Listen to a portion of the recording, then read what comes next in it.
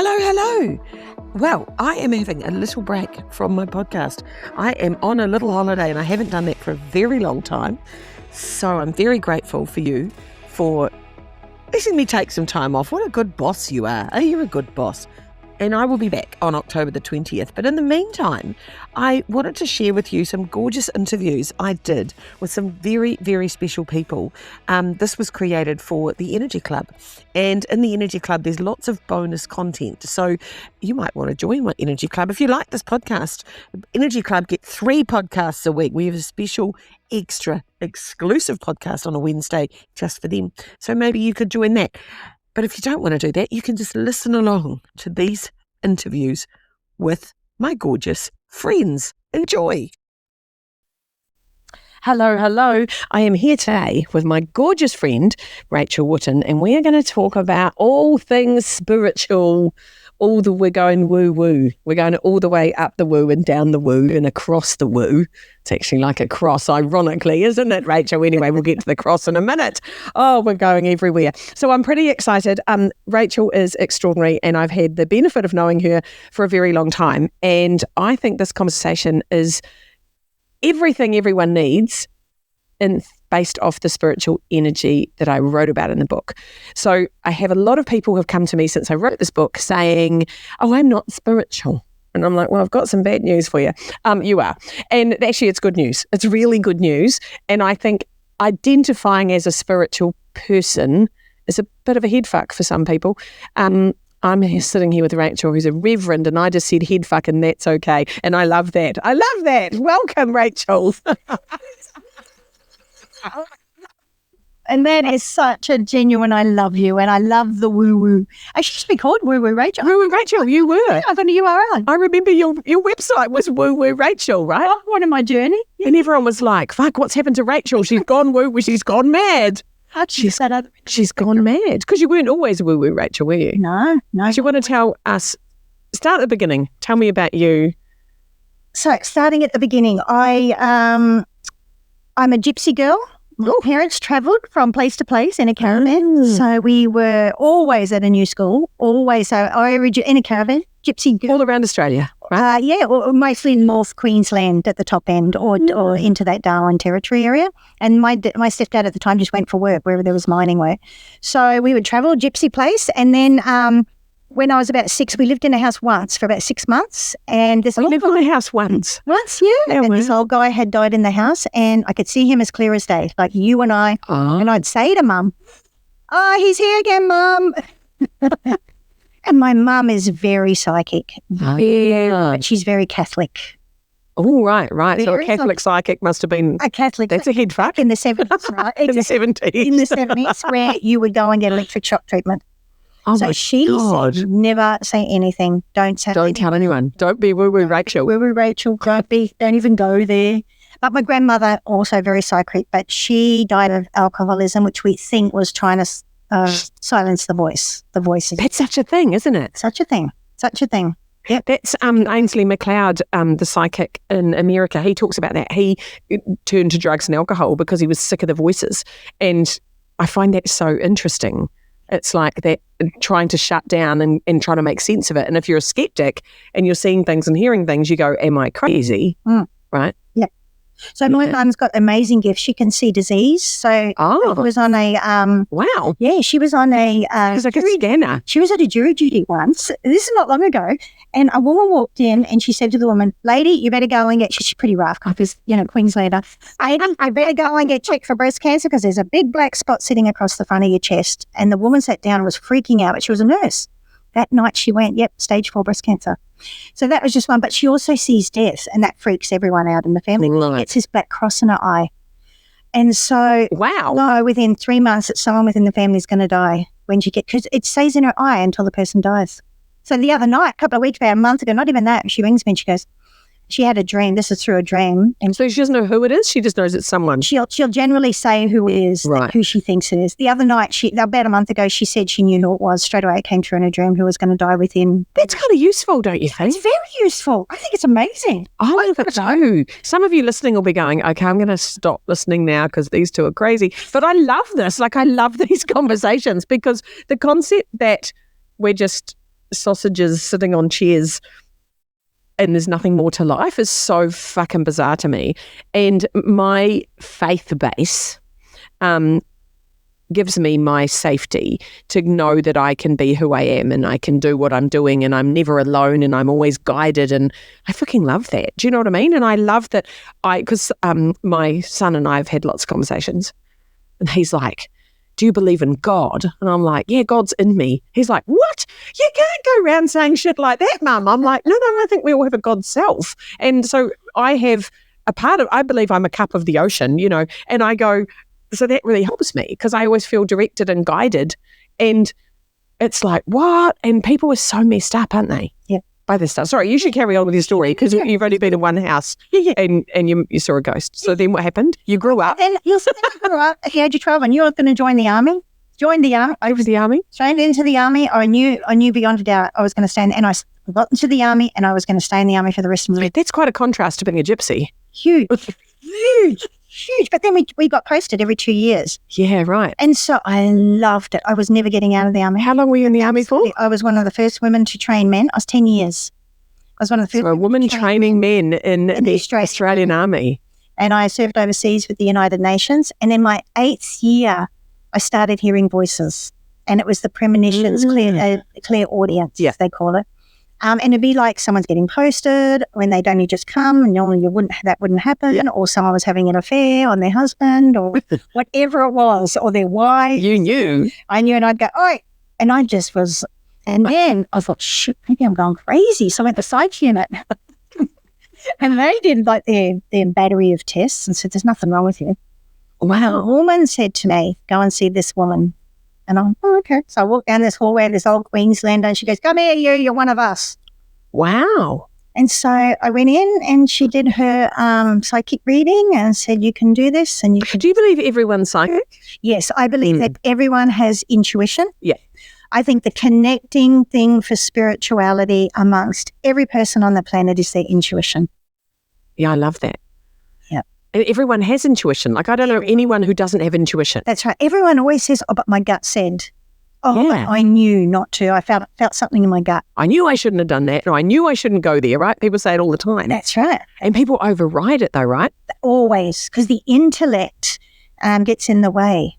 So there's a famous mystic, Evelyn Underhill, who spent 2 years trying to get out of her intellect. And she was in the whole spiritual realm. She was down the whole very Christian, 2 years to get out of her intellect.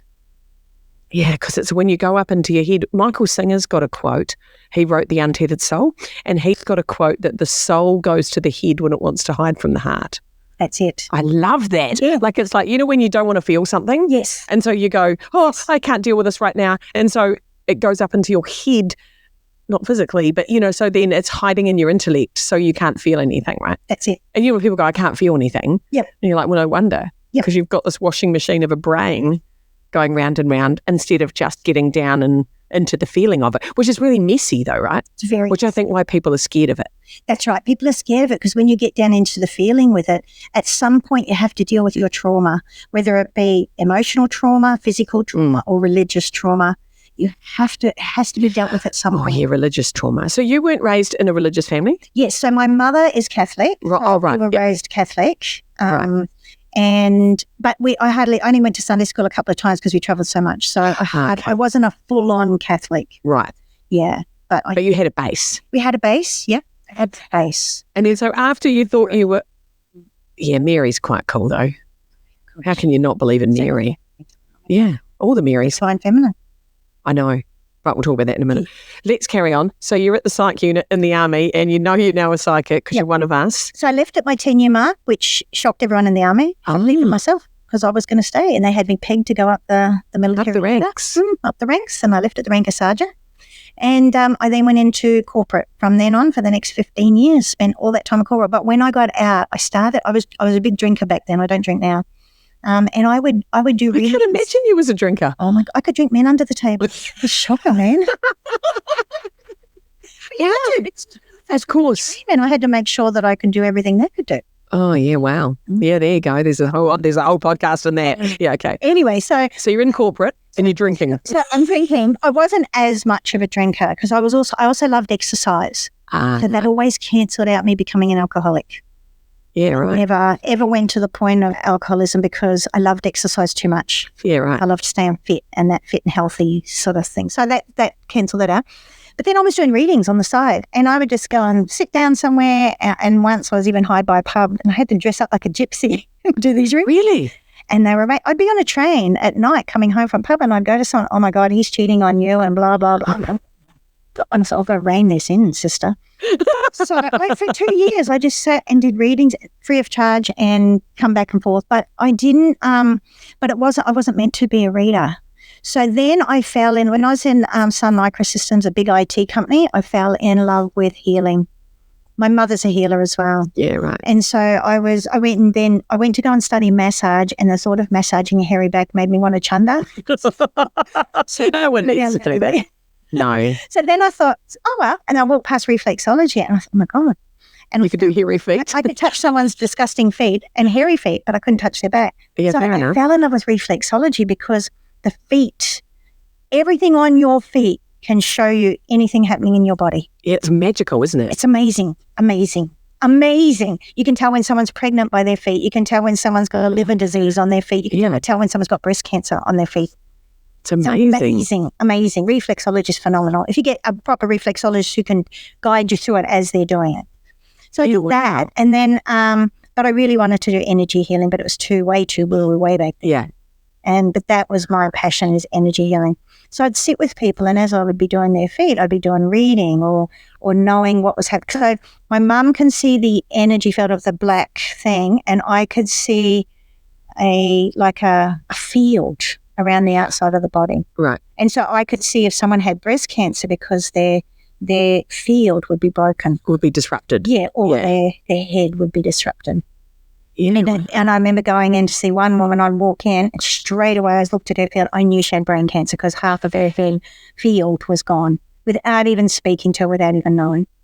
But I love how, because things show up in your auric field before they show up in your body, right? That's right. Which is why I love auric healing, because I'm like, when you have an auric healing and they go, hang on, there's something disrupted over here on the left, you should check that out. It gives you the space to do that before it's actually manifested in the body. Exactly. Right? Exactly. I love that. It is. And that's what Mum was saying, right? So she can see the little breast cancer starts way out on the auric field just as a tiny black dot first. And then as it comes in, it gets closer and closer to the body. You can see the black dot and I can see the field being eroded. So put us together, my sweethearts.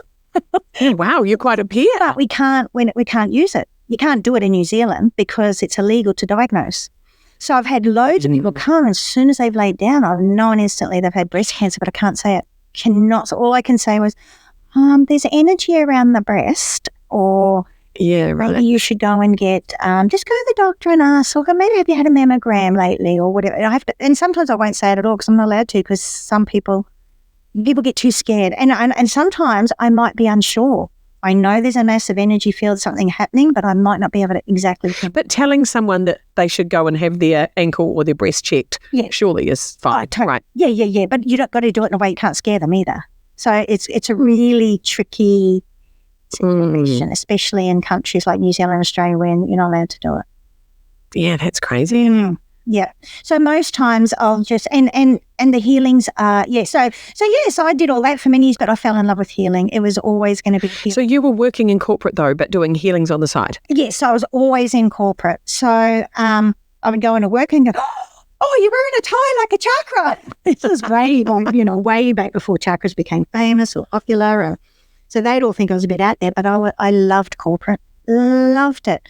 I could sell because I was tapping into the spiritual world. I could read someone instantly. I could know where they wanted to go. I could read. So taking advantage of those gifts, but in an environment that it wasn't really known in. That's it. Yeah. Kind of like that. I love how you surf different worlds, because it's like you've got this crazy femininity and you've trained men in the army, and then you're so woo-woo Rachel, but you're in a corporate box talking about a man's tie.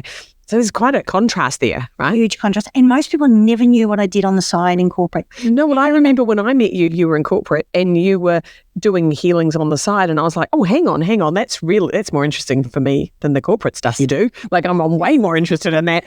And that was a long time ago. And then you got really into the healing, actually. Like, that's when you started Woo Woo Rachel, right? Yes, that's it. And I was almost embarrassed by it, but scared of it. Not, But it was like a coming out though, isn't it? it was like coming. It was Yeah. exactly that. So coming out as a spiritual person. I find that really interesting. People say to me all the time, I didn't know you were a spiritual person. I'm like, why? Because I don't drive a van and I wear shoes. Like, do you know what I mean? Like people have all these weird ideas. Like you and I look quite normal. Yeah. Well, we think we're normal. And so, but people don't realize that you can look normal and have conversations with spirit or have visions or, you know what I mean? It's just such a weird, and there's all these rules that you've got to be this person to be spiritual or this person to be religious, or there's so many rules, right? That's right. So when did the religion thing kick off again for you? So it really started, I went to China. After I left the corporate in Australia, I went to China for a year just to teach English, just to do something completely different. And when I was over there, I was going to, on the side, to do I was learning Chinese energy, Yeah, wow. how Chinese energy worked. And I met You're quite global because you do Māori healing and Chinese healing. So you've got this real kind of like a healing octopus. Yeah. Because you're interested in all of those facets, right? Because it all comes from the same thing. Oh, exactly. They might call it chi, or they might call it anything. But it's all the same energy. It comes from a source. But I had a mystical experience in China, which turned, so I'd had a dream about one of the popes dying 2.5 weeks before. Wow. I rang my dad, who's right into all that sort of stuff, history and everything, and he's like, I bet you he's died already, because they sometimes don't tell. Yeah, right. So, within a couple of days it had come out. He died and So I had that happen, but then I almost surrendered. I didn't want to, I felt like I was lost. I was like, well, if I died tomorrow, it wouldn't matter. I want to come home. Didn't want to go anywhere. And I just surrendered into the universe and said, use me for whatever. Use me. What do you take me where you will? Take me where you will. And I love that. And then I had a mystical experience, which I don't want to share too much about because it's very personal, but it was like, and from that moment on, I knew something had shifted, but I didn't know what. So I stayed in corporate still another 10 years after that. Wow. And on the side, just kept doing healings all the time, healing on the side. And I would just sometimes, and then so I did the healings on the side. And then I was at the top of my career at HP, making 6 figures easily. And I just went, but something inside of me was dying.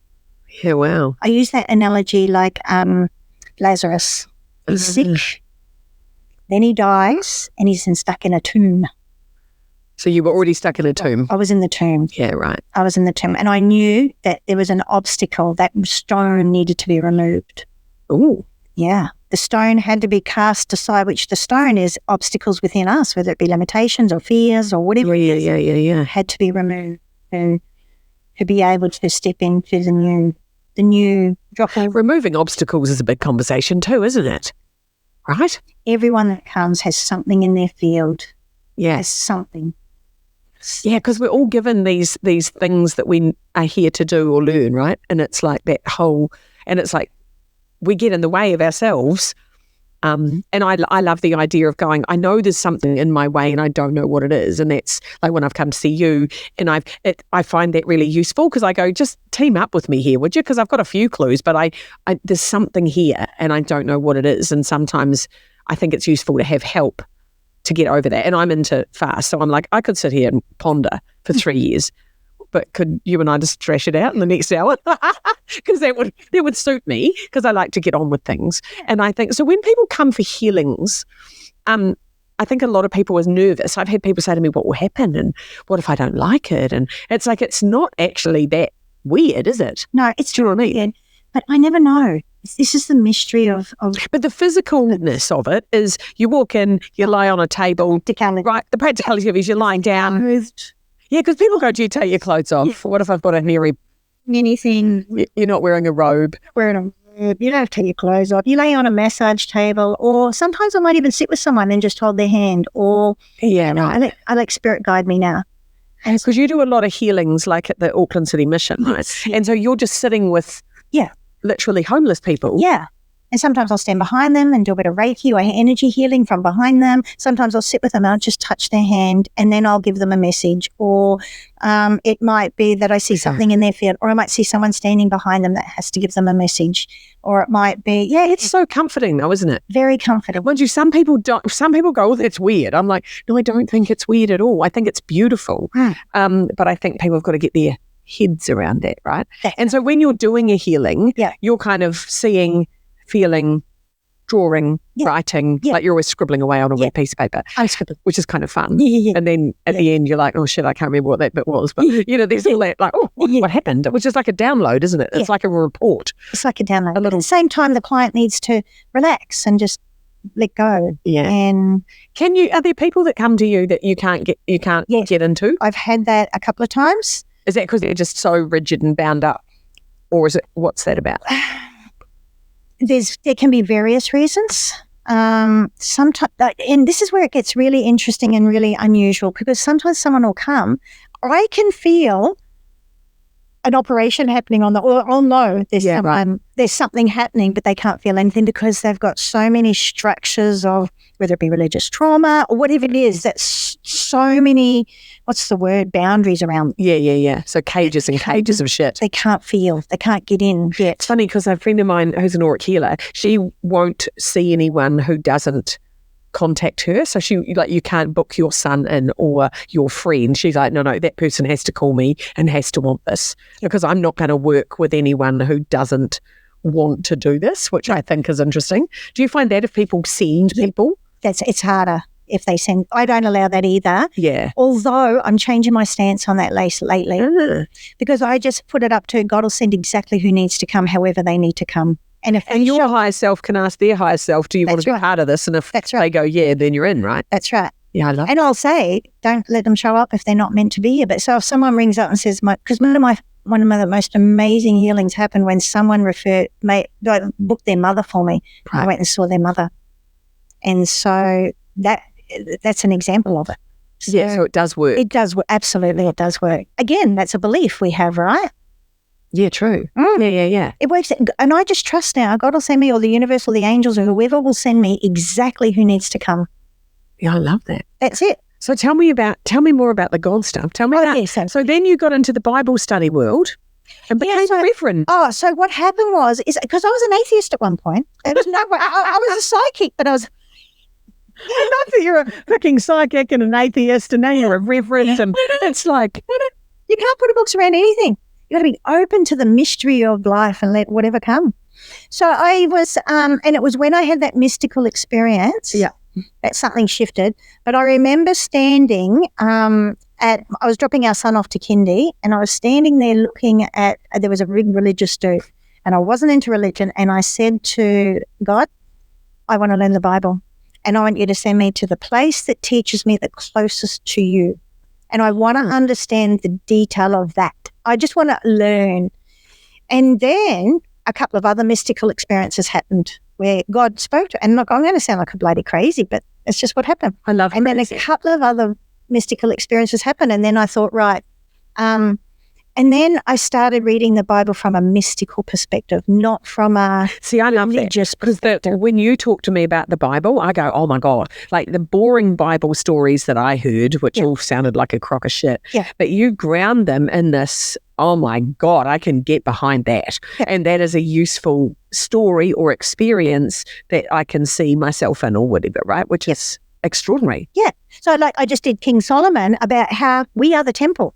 And his outer court is the physical area. The second level in the holy place is the thoughts and the behaviors and the actions. And then the Holy of Holies is that higher self. So that, that's where your body as a temple came from. Isn't it? You hear that all the time, right? No one ever knew that's where it's come from. And the sacred geometry and numerology in Solomon with that temple, out of this world, a whole other mystical level. I love that. But many people get excited by the Bible. They get scared by the Bible. Yeah. They get told that, thou shalt not. And there's all this rules and doctrines instead of the mystical and the exciting end of it, right? And so I think, the religious trauma that you talk about, if people have been raised where they've been made wrong by God. You know what I mean? Like, this is when my son and I were talking, and he's like, well, so something about God. And I said, oh no, my God doesn't, I don't believe in sin, right? I don't believe in sin. I go, everyone's just trying. You know, every day's a school day. We're all learning. and I go, there's nothing right or wrong. But you know how people say, oh, you mustn't do this or you mustn't do that. And, you know, that you'll go to hell if you do this, and all that sort of fear-based shit that people get. And they think that is religion. Yep. And I think that's unfair on religion, right? Yep. Yeah, I like that. Yep. Because we've been raised with that there's a God in the sky that has a wand in one hand ready to grant you every wish, and then a stick in the other hand ready to beat you to death with sin. And that's not the God I believe in. The God I believe in is this energy, this force of goodness and love and beauty. And, you know, the Middle East teach the most phenomenal aspect, especially Iran with Hafiz and all the mystics from that era teach that type of God, a God that is a loving God, an energy, a force that is an omnipresent power. That's the God I believe in. Yeah. The traditional God. And if we can look past that, because at some point we have to deal with that trauma. At some point, because it's the shadow, and there's a whole thing we could do on the shadow. But it's funny because people who don't deal with it, you then ultimately deal with it at death, right? That's right. As you know. Deal with it at some point. You have to deal with it. And you sit with people like when they're dying, right? When they're in the sticky bits, when they're right in that shitty bit at the end. Yeah. And what people go through in those spaces is really interesting, isn't it? Because I love death. I think death's a promotion and it's exciting. And I go, oh my God, you got picked. Like, and you get to go to the next layer, you know, it's like, ooh. And I look at it as really exciting. And yes, when someone dies, we physically miss out because we grieve that human. Because like if you died, I'd go, oh, I can't ring Rachel anymore, but I can still talk to Rachel, right? So my friend Kerry who died, I quite often just go and have coffee with Kerry. I just sit and yabber to him. I go and sit on the seat we used to sit on in the dog park with a coffee, and okay, he's not physically there and I've only got one coffee instead of two, but I'm yabbering away to him and I swear to God, he's talking to me. And I love that. I'm like, I can still yabber to him. And people often say to me, oh, I just wish I could talk to my mum. And I'm like, you can. You just go, oi, mum, what do you reckon? You know, what do you reckon? And I reckon that's there. But I think, do they think we're not talking to them so they're not talking to us, or? Yeah, look, it's so complex, and yet so you're very simple. You're so very simple. You're spot on. We can just talk to them anytime. They're all around us. Yeah. They're always here. Yeah. I used to have, I had a really beautiful friend, Craig, who was a photographer, incredible photographer. Yeah. Died really suddenly. I was devastated because he was such a teacher for me, and I was an art director at the time. And then I was like, hang on, because I was like, oh my God, I wish Craig was here. Because all these little dilemmas I'd have, and I'd go, oh, I don't know what to do about that, and which angle should that be shot at? And I'd think about things that I would normally have run Craig for. And then one day I was like, I'm just going to ask him. And then I was like, fuck, Craig, can you sort this out? Because I don't know which angle this should come from. And then I went into this meeting, and then I was like, oh no, we definitely have to shoot it from there. And I was like, oh shit, thanks. Like, he was dropping information into my brain or into my whatever was happening, but I suddenly knew exactly what to do.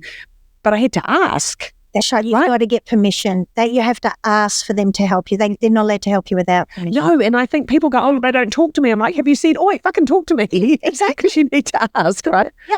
And I find that really, I do that all the time. I talk to angels. I talk to dead people. It's like, I just go, hey, I need you right now. Could you get in here and fix this, right? Exactly. Get in here and help me. Yep. And I love that. And I find it funny because you've done the cosmic command.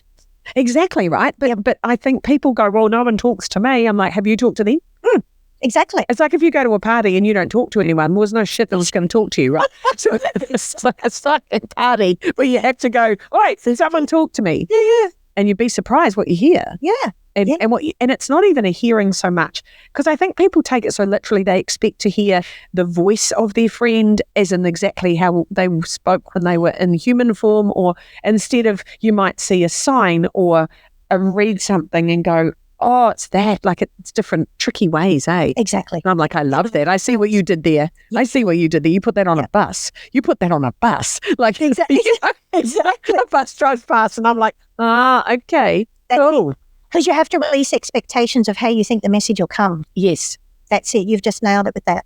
Yeah, because people think that they're going to, like, I remember, so when my eldest daughter was born, and I would sit at night and feed her, and I could smell Q-tol. Yeah. Remember Q-tol? Yes. So my grandmother put Q-tol on her hands every night after she did the dishes.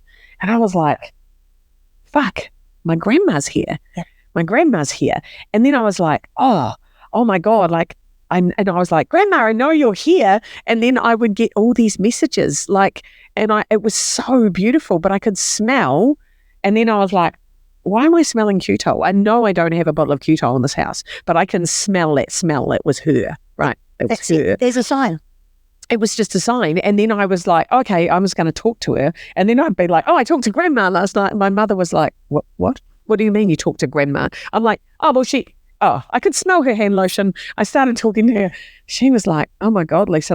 And then she was like, oh, but what did she say? So she was curious. She wanted to know, but she was kind of scared. Yeah. Because, people go, oh, is it like a ghost? Like someone under a sheet wandering around? It's like, no. I think movies have done us wrong. Do you think? Yep.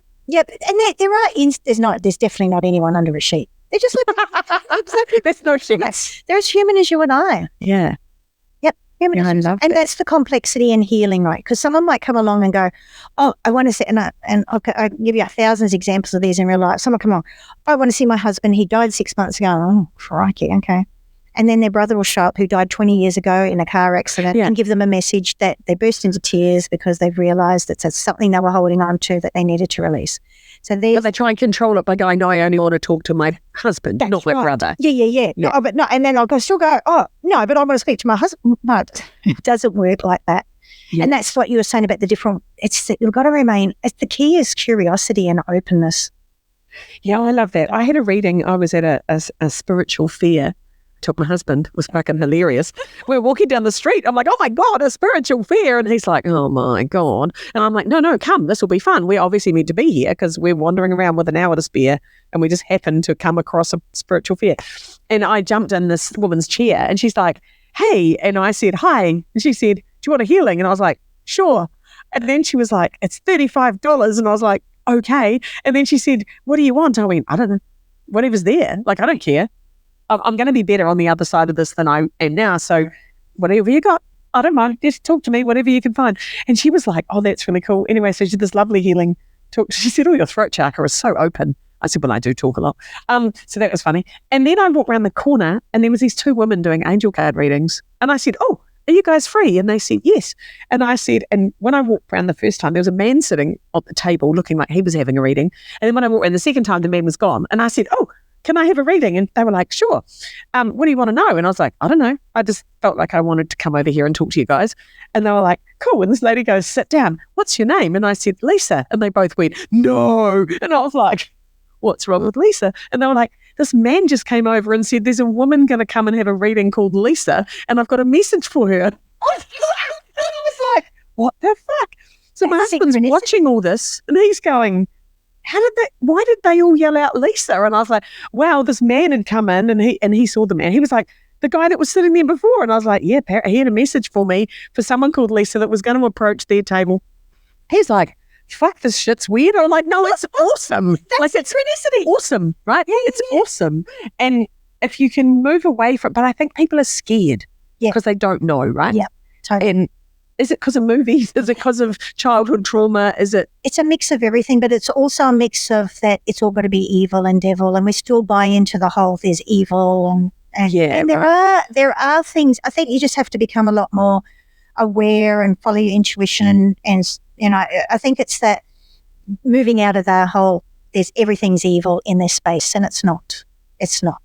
No, and I think, and people were traditionally very scared, like in the past, obviously, like by witches and people, and that got shut down, right? Because the last thing the religious structures of the world needed was a couple of lippy women fucking talking about the things they could see. And power. It all came to power. We come back to religion right at the get-go, which is the one thing Jesus tried to disestablish because he never had a church, remember?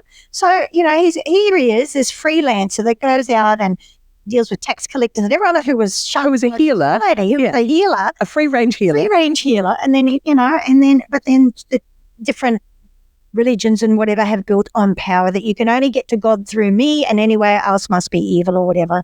But that's all shifting because I'm doing classes with spiritual direction with a priest who's just retired who thing is that when I tell him some of the messages, he's like, oh, that's God's love language through you. You know, and he's a Jungian psychologist and is teaching us about the shadow, and just phenomenal. It's all shifting and changing. But it's sometimes us who've gone in the outer, who've gone away from all of it, are not seeing these changes and seeing these priests that are coming through that are loving this stuff and that are Jungian psychologists and right into shadow work and all that stuff. It's phenomenal. Yeah, and if you've had a really messed up experience with messed up people living in fear-based, rule-based institutions, you're not going to feel comfortable in this world, right? And I think I talk to people all the time about, well, they go, and they get all weird about the spiritual. They love the physical, emotional, mental, and they go, oh, the spiritual energy. I don't think that's for me. Yeah. And I'm like, well, I think it is for you. I think it's for everyone. But it's like, what's your comfort level, and what are you making it mean? You know what I mean? And it's like, and people go, oh no, but I don't want to go there because I'm a very sensible person. Yeah. I'm like, really? So to be a spiritual person, you can't be a sensible person? And then they're like, and people say to me, oh, you surprise me because you talk about God, but you say fuck. And I'm like, yes. Why? Yeah, right? And I'm like, still like that. I'm just I'm a girl. Like, fuck that. Yeah, but people go, oh, you can't swear. And people have said to me, oh no, I'm a Christian. And because I'm a Christian, I don't swear. And I'm like, and I always say, but you could be a Christian and swear. Yeah. And they go, oh, no. And that's kind of a rule, right, that you were brought up with. You have to be this person. Whereas for me, I go, no, God doesn't want any of those rules. Those rules were made up by someone else that wanted to keep you safe or in a structure or... Totally. And all these rules have bound us into such a tight ball that we wonder why. But it's also a ball of separateness, right? Because we're keeping each other separate because it's like, no, but you're an Anglican and I'm a Catholic, or you're a Presbyterian. And I'm like, fuck, what if we all just... Even judging if separation... The minute I'm saying, but you're this and you're that, or you're this and you're that, I've already put a separation thing, and we're not. We're oneness. I remember. God is an omnipresent force. It's oneness. It's allness. It's oneness. And I love that. Brené Brown has a beautiful quote that basically spirituality is just the commitment that we are all one. That's it. And we are connected. That's all it is. And if you think of spirituality as I am connected, and you are me and I'm you, and therefore I'm never going to harm you or do anything to hurt you because you are, which to me creates this kindness and this love of humanity, because I go, you're all me. That's right. So if I'm rude to you, or I fucking cut you off and give you the fingers in the car, I'm just being rude to myself. Exactly. Like when I get up into that level, I go, oh, that's beautiful. And that's what it's been all about all along. It's been about that compassion and love and that. And that kind of is all it is. It's just big buckets of love, right? And I think kindness and understanding. And because I have this argument with, I don't believe there's bad people. I think there's good people that do bad things. That's it. Right? Yeah. And I've always thought that. I'm like, no. And people go, like, I remember sitting at home with my family watching, say, the news, and someone was on there and they're like, oh, he's terrible and he should go to jail forever. And I was like, oh, I think he's really broken and he needs a cuddle, And my family were like, oh, you can't fucking think that. Look at what he's done. It's bloody awful. And I'm like, yeah, it is bloody awful, but why has he done that? Like, what sort of a fucked up world must that person have been immersed in to think that that was okay or to do those things? And I'm like, oh, I just want to go around and hug people. Do you know what I mean? And because I do think that it's all part of their journey. That's it. And what they're here to learn. Yeah. But us judging them doesn't help, does it? No, not at all. And I had a mystical experience around that where I was judging someone who committed a horrific murder to a friend of mine, her daughter. Oh my God. Beyond horrific. And I was like, throw away the key, never see him again. Even when I was practicing spirituality way back, quite a while ago now. And then I had a mystical experience where this voice spoke to me, which I say is God. And I use the word God. And I know that's triggering for some people because to me, there's no greater mystery than that word because no one could define it. You go to a Catholic and ask what the word God means. Yeah. You go to an Anglican, you go to an atheist. They all have different, which means it's unexplainable. It's an unexplainable word. When I read Marianne Williamson, Return to Love, and every second word is the Father, the Son, the Holy Spirit, and the God. And I was so triggered. And I was like, I was really triggered. I couldn't quite read it. When I read Conversations with God, I was also like, I was being really I just was really struggling to absorb it. And then I was like, I'm just going to change the name to Julie. And so then when I changed the word God to Julie, I was like, Julie's not so bad. And Julie seems to know some stuff. And then I was able to, because that just helped me to stop bringing in a fear-based thing about what did I think God was or what did it mean. And I'm like, because people say to me, like my son all the time, so you believe in God? And I'm like, yeah, but God doesn't have to be a man with no shoes and a nightie, Exactly. right? Like, it can be, to me, God's a layer of glitter. Yeah. That's a layer of glitter that I get to live in and experience and swim in, and I get to be in that glitter, and the glitter gets to be in me. Yeah. And he's like, you're mad. And I'm like, yeah, cool.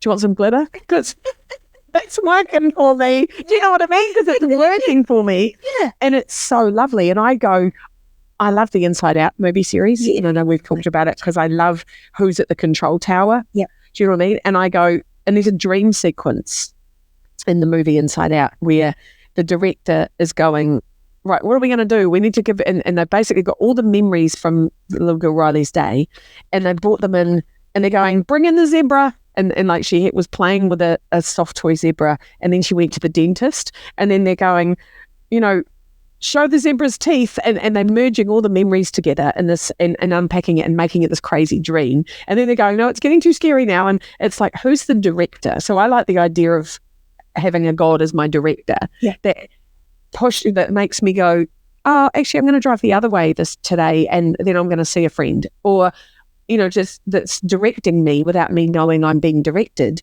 And I love the idea of whoever, when I go to events, I'm like, whoever comes to me is meant for me.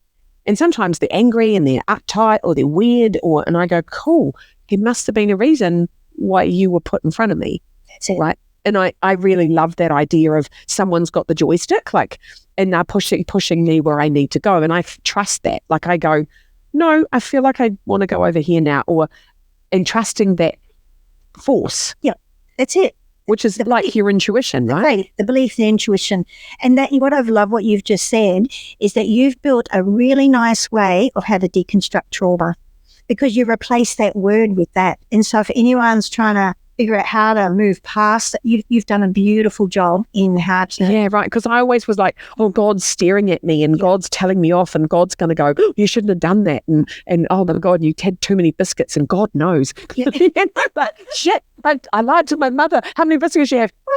I had 3. I'm like, fuck God, don't tell her. And I used to get really stressed because I was like, I had this theory that God was like this peeping Tom that was taking notes on everything I did. And then I was like, now I'm not getting Christmas presents because I lied about the biscuit, and all the stories got all Exactly. And then I remember, something bad would happen, and I'd go, oh, okay, God, I'll never steal a biscuit again. Just make this thing work for me. Like, it was this really conditional relationship. If you do this, I'll do that. It's so fucked. It's so fucked, right? And it's like, but if we can actually just take all of that away and see God as love. Yes, that's right. Divine love. Yeah, I love that. Yeah. I love that. That's the ultimate of it all.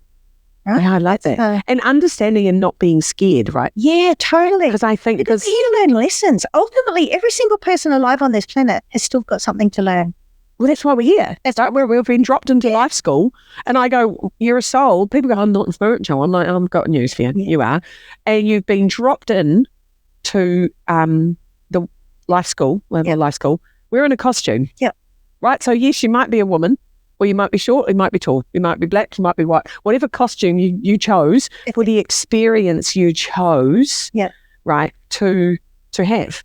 Yeah. And I go, we're all just bumping around. And then I look at someone and think, I feel like I know you. And I go, oh, it's probably your wife in a past life. Also, the past life conversation's a whole nother one. I love that. But it's like we're all bumping around in these costumes. Yeah. And then I believe we get drawn to people who teach us things. So I don't know if I've told you about this before, but I read somewhere that a family, basically, I love this idea. Imagine God, whatever God is for you, sitting at a table, putting raw gemstones into a velvet bag, and that's a family. And each little velvet bag, some families are 5 stones, some are 6, some are 2, whatever your little family is.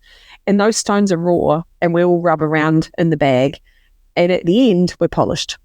And sometimes, you know how you get people put in your family and you're like, what the fuck are you doing here? Like, you're annoying. You're nothing like me. You're the opposite of me, or I hate you. And I go, when people say to me, oh, I don't talk to my brother, I go, such a wasted opportunity, because he got put in your bag for you to learn something, right? And if you go, the fuck, and I get that people have agency and control, and if someone's been horrible to them, they don't have to have them in their lives. But I still go, but what's the message? What's the learning? Yeah. Why is that person there? What do you get to learn? That's it. Like, if you had a horrible mother, what do you get to learn from that? Because I believe you chose her. Yeah. So I go, you picked that. Exactly. So you could learn. I was having this conversation with a woman, and I was at a conference, and she said something about, we're talking about her new baby. She had a new baby. And I said, oh, she picked a good set of parents, didn't she? And she went, oh my God, I hate that. I said, what do you mean you hate it? She goes, well, people say, oh, she picked you. And she's like, no, she didn't. If she could pick me, she wouldn't pick me. She wouldn't pick me. I live in West Auckland. She would have picked Beyonce. If she could pick a mother, she wouldn't pick me. And I'm like, no, she would, because of what you can teach her, or what you can, like, give her or not give her, or whatever. We're all here to learn, right? And I love that. Like, why am I here? What am I here to learn? Why are you in my life? Why did I get you? You know, and I love that. Share with you that, you know, going back to the amount, you know, I don't believe in the afterlife, or I don't believe in this, or I don't believe in that. How's that? The amount of people I work with just as they're dying, who have seen their mother or their father, or, you know, or have... like someone's come to get them. Someone's come to get them that never believed in anything, and has had that happen, has astounded them more than anything. Yeah. And the amount of people I've worked with who've had children who've said to them, oh, you're my mum in my last life, or whatever it happens to be. So I love this. Well, some people are really close to the veil, right? That's right. They're so close that they talk about the stuff like it. Children. Yeah. Yeah. My friend was in a car in England they were driving miles, like a whole day in the car. And the little boy said, I used to be a butcher in that shop. Exactly. And she was like, what? And he was like, I used to be a butcher in that shop. She took a photo of the shop and she got the address and she researched it, and it was a butcher shop. And she was like, oh my God, Lisa, I had to ring you because you're into this shit. And I'm like, I'm really into this shit. Yeah. Like, I love this stuff. Yeah, that's it. So there's so much and especially kids, a lot of kids lose it when they hit puberty. They can't handle it because of the hormones that affect the body. So a lot of kids will lose it, and they'll lose it especially if it's never nourished, or if it's not. Or if it's made weird. Yeah. They'll shut it down, right? Yeah, to shut down, because the parent can't understand, one parent can't understand it.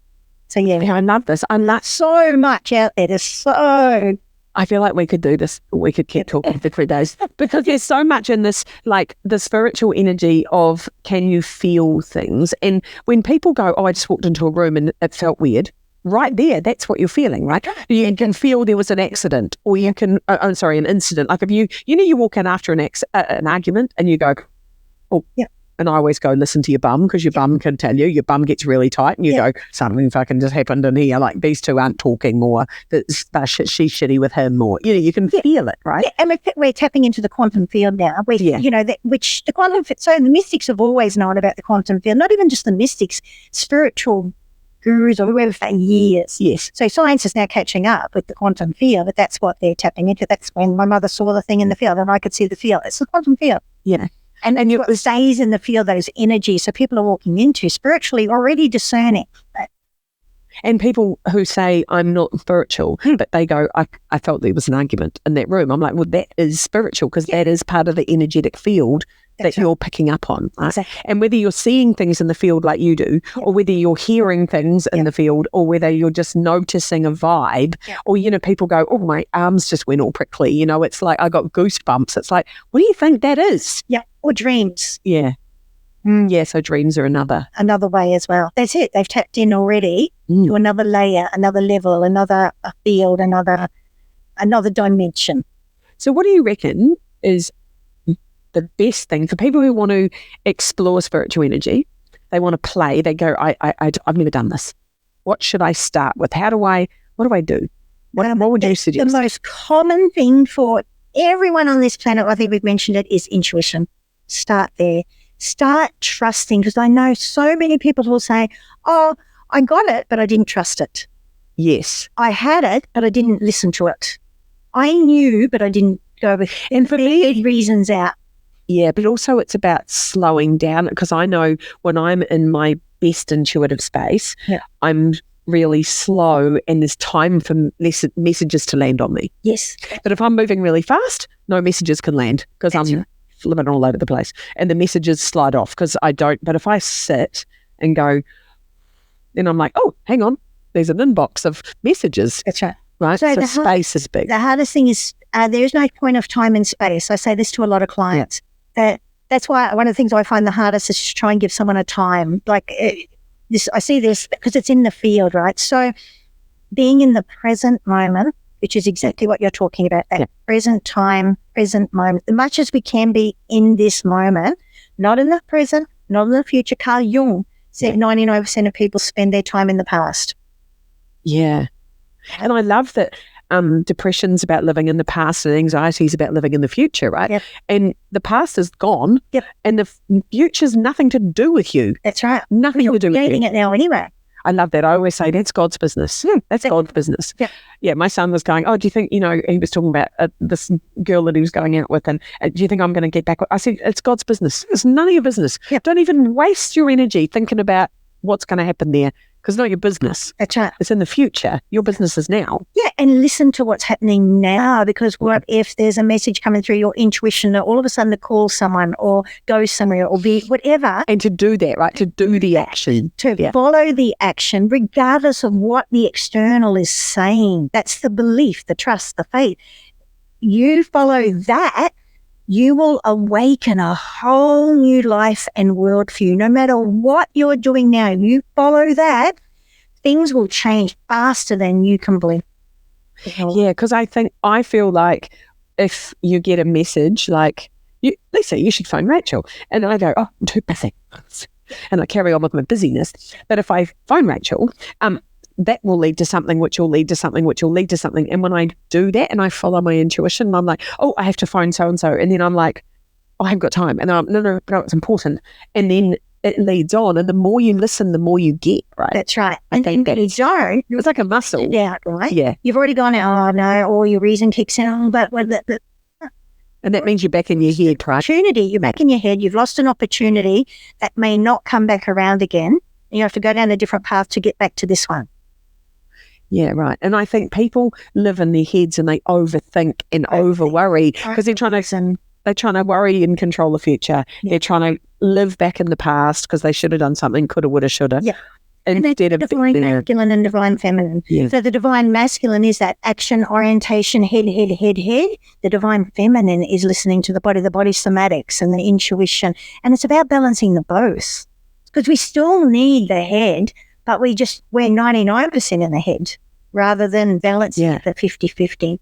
And when you get rewarded for being in the head, like I've spent my life in my head as a businesswoman and being in my head and being logical and sensible and then you go, oh, hang on, now I haven't connected with that soft feminine, which is a thing, right? And that energy. And like, the masculine, feminine energy. We could talk about that for another 2 hours because it's like, we all have it, right? And people go, oh no, I'm a man. And I'm like, okay, but men can have feminine energy and women can have masculine energy. And it's the energy you're operating. It's like the operating system that's happening at the time, right? Exactly. Yeah. It's about the energy, not necessarily the physicality of it, but the energy of it and what it comes down to. And a lot of people in the first half of their life will carry one significant energy and they're being asked to move into a different form of energy to complete the yin-yang. And most people don't. They'll stay because, they don't want to change or not listen, whatever it is. So there's the energies of it. So that's where a lot of, and people will get depressed and they're doing this. Yeah, so there's a whole other thing.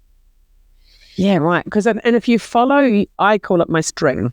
Yeah. Right. My, and I know Louise Hay used to call her inner ding. Yeah. I love that, the inner ding. Yeah. Follow your ding. And her inner ding was like, when you go ding and something's like, oh, no, hang on, I've got to go. Or ding. And I practice with things like the clothes I wear.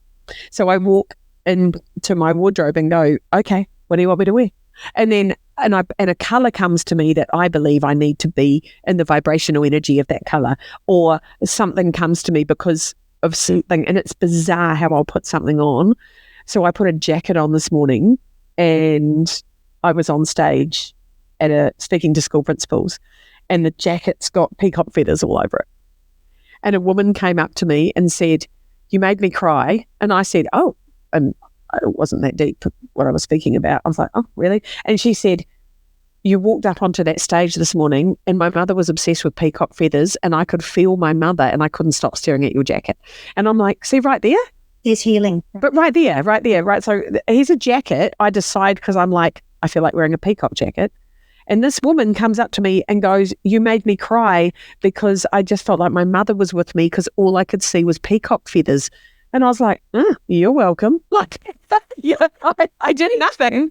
But right there was like this magic happened. Yeah. And she was like, "You have no idea what you've done for me." And then she was crying and hugging me and everyone's looking at me going, "She's just a school principal, supposed to be at a conference. Like, what have you done?" And I'm like, "I don't know, but I love that." Do you know what I mean? And so something like, I'm going to wear that, or I'm going to sit in that seat and not that seat, or whatever you're drawn to do. And I think I go, right, take me where, I love, there's a really lovely prayer. What is it? Take me where I need to go. Tell me what I need to know. Show me something about where I need to be. But it's that, use me. Like, use me, like, take me where I need to be. Show me who do I need to talk to? Like, and I know sometimes I'm on stage and I look out and I can only see one person. There's 400 bums on seats. I can see one face. And I'm like, I don't know why, mate, but you're getting a conversation. And I will go and find them and go, "Hey, how are you?" And they're like, "Oh." And sometimes and I'm like, there's a reason why. And then something will come up. And it's like, no, I have no idea. But I guess over time, I've got the confidence to go, there's some reason I have to talk to you. And I don't know if it's for me or for you, but it's just, and I'll tell like Mark about that. And he goes, "That's just weird. You shouldn't just go up to some random person." I'm like, no, I have to, because it's my calling. Like, I've been called, right? Which is the service piece, which when you get into the spiritual energy, it's nothing to do with you. That's right. Yep. It's lovely. It's nothing to do with us, and the energy of it will, it's like rituals, right? It's that same thing with rituals. You're following into the energy. And rituals have been around for centuries and centuries and centuries. And people then went, "Oh, but they're all paying it." No. But so tell me about rituals. So rituals, like we all know about things like a wedding ceremony or a funeral can be a ritual, right? Yeah. So I generally call them, so the biggest difference between a ritual and a ceremony is a ceremony will mainly focus on particular structure and not deal with the shadow. So for example, a funeral or a wedding will follow more like a ceremony. Right. There's a certain ceremony you follow. A ritual, whenever I work with people on rituals, which are phenomenal, you'll start to uncover the shadow aspect. So, for example, if we were going to call a wedding a ritual, then if I was going to call a wedding a ritual, I might meet up with a couple a week before and sit with them to go through the shadow aspects of what might come up in the marriage. So then it might turn from a ceremony into a ritual. That's that. Right. Or the funeral, I might sit with the family 2 nights before to release the hurt, the trauma, or anything else, the shadow aspects, to get it out before the actual ceremony itself. Before the lid goes on the box. Before the lid goes. So that's how you would take it from a ceremony into a ritual. So the rituals you do that people come to you for, like, so do they come to you because they go, "I'm going to end a relationship," or I want to start a business," or there's some kind of, is it an end or a beginning? Yeah, often? it can be. So the 3 main reasons people have come for rituals will be for house blessing or house cleansing, or, the house isn't selling and there's negative energy in the house. So that's one type of ritual, and we'll go through some of the aspects, or maybe what even they've done in the house. There might have been abuse, or there might have been whatever. So we might go through that. The second type is career transition, or career moving into something brand new. So we have to, go into the shadow aspects of what needs to be left behind. Or it might be something completely different. It might be just opening up to see what wants to come in. Love rituals are another one, especially divorce, because if everyone gets married and goes under a whole ritual. Yeah, they get a dress and some flowers and they don't undo it. So they put their grater against a soul saying, "I vow to," and then all of a sudden their soul's gone into a grater because they've gotten divorced, but they've never gone through a ritual to release that.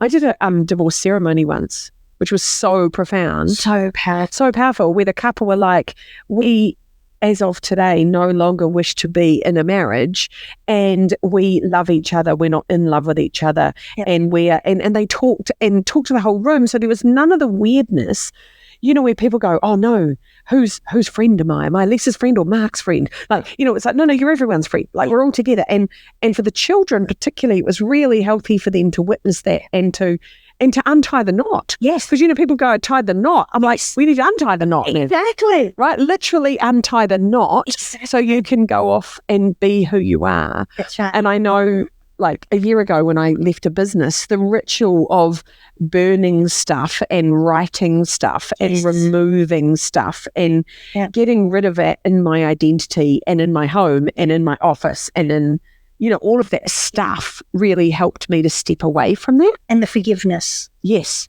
Yeah, of this is not what I wanted it to be or what it was meant to be or who I thought it was going to be or all the stuff. And I think we often do that, but we don't give ourselves enough space to honour that, right? To go, oh, I've just moved house and so all my energy's moved. Yeah. Because I'm in a new building and I've got other people's energy in this building who were here before. Yeah. And why do I feel weird? And people go, I feel good in this space, and that's the energy in the space, right? Yeah. But I think when we open a lot of doors and we don't close them. That's it. That's exactly right. So we've not, and even doing in the olden days, like back in ancient times, they'd have a ritual where they sat around the fire and spoke about their dreams or what was being released and what new needed to come in. And Mother Nature's always beautiful in a ritual, which is a bit different from the ceremonial stuff. So Mother Nature, you can do it with, sending someone into the ocean. I work with a mighty healer and she'll often get me into the ocean as the tide's going out to release what needs to go out of me. And then when the tide comes back in, we go back out and the tide will bring in what needs to be. Yeah, that's so beautiful. So beautiful and powerful, and letting Mother Nature release the anxiety or the depression or let her waves massage your belly or whatever it is. And I'll often have clients who don't want anyone else to witness, so we'll ask Mother Nature to witness, witness the releasing or it's just, so all I'm doing is, I've got all these different things is really of the old days where the priest did it. I'm the priestess equivalent, where the priestess would take them through It's like you're a facilitator of energy, right? It's a facilitator of energy. It's ultimately... I love that, actually. That's like the corporate Rachel becomes woo-woo Rachel, a facilitator of energy. And being in this ultimate force that I'm in it all, because the ultimate force is... A facilitator of force. Facilitator of... A force facilitator. Force facilitator. How good are you? I think it all stems in the cosmic heart. Yeah, of course. There's the cosmic heart. And notice when we're sitting here today, so I watch everyone and watch everything. I'm watching you. Every time you spoke about spirit, what was within you, you went straight to here. Yeah. You were doing this. Yeah. You were doing this. So she's here for you. She's the... touching my heart. That sacred heart, the sacred heart is so much mysticism, but that's a whole other sentence. But anyway, so there's that. You were doing that all the time. Oh, that's interesting. Watching when you did that, your energy was changing and the colours around you were changing, and you just... And so getting out of our heads and into our hearts, that's where all the spiritual energy is, right? That's right. Well, the heart is in between the intuition and the head. So when of course, because the intuition's in the gut, right? Yeah, that's right. So you've got to get back down to the gut, the fire and the belly and the gut, and hearing her and listening to her and the cosmic connection from there. Got to get out of the head, but then marrying them back up to the heart. And that's the divine feminine and the divine masculine. The divine masculine's in the head, the feminine's in the belly, marrying it up to So it's a merge. It's the merger of those energies. Yeah, which is Jesus and Mary. So Jesus is with the divine masculine. Mary, his mother, was the divine feminine until Mary Magdalene came in. The mother moved out and she comes in to match the two. Oh my God. See, it's all connected. It's all connected. The whole lot is all connected. Everyone's connected. Everyone's connected. Everyone, God. it's the compassion and the mercy and the grace and the love.